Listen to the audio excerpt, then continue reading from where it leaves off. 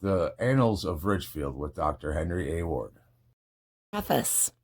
In response to urgent requests of many residents and visitors, this volume has been compiled, and the aim of the writer has been to present to the public an annals as full and as complete as possible. No attempt, however, has been put forth to make it a book of biographies. Neither will be found evidence of any studied effort at rhetorical flourish or period. But it is confidently hoped that the reader will find in these pages what the writer tried to place there, a plain, straightforward history of Richfield.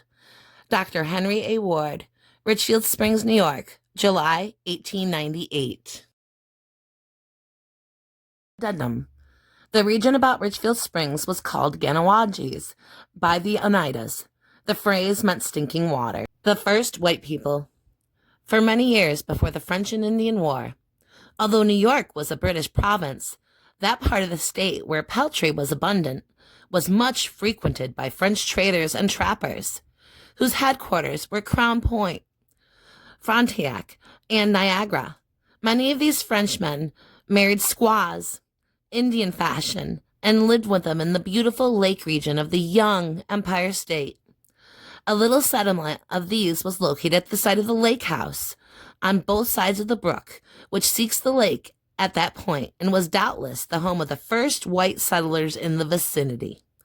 One of these Frenchmen and his dusky mate remained as late as 1805 or 6, but others left.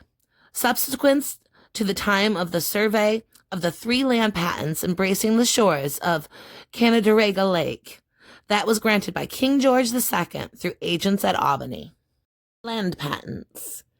The records at the Capitol show that David Schuyler and 21 others obtained, June 3rd, 1755, a patent to 43,000 acres, bordering on the lake on the northern half of the west side, extending around the head of the lake and down the east side about 1/2 mile.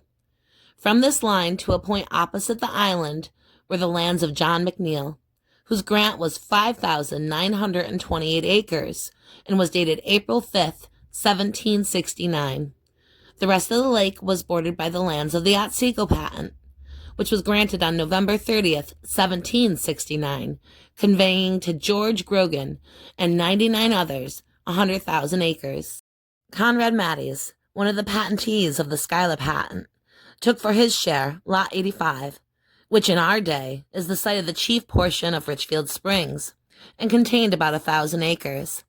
It was necessary to name something as a consideration for the transfer of real estate, and in getting a title to his share of the Schuyler patent, Matties named 1 barleycorn as the consideration, but did not indicate the price or the value of the land. West of the Schuyler patent was a grant of 9,200 acres, given September 6, 1770, to Leonard Lipspenard, Martin Shear, and others. Shear was the great-uncle to Mrs. A.C. Vandewater of Church Street. This grant was in Richfield as originally constituted, but was set off in 1799 as Plainfield. George Robson, father of Mrs. Vandewater and grandfather of Mrs. T.J. Crombie, afterwards bought Shear's share. A map made in London in 1779 by Claude Joseph Souther, by order of Major General William Tyerland, the last British governor of New York, shows the location and the limits of this patent.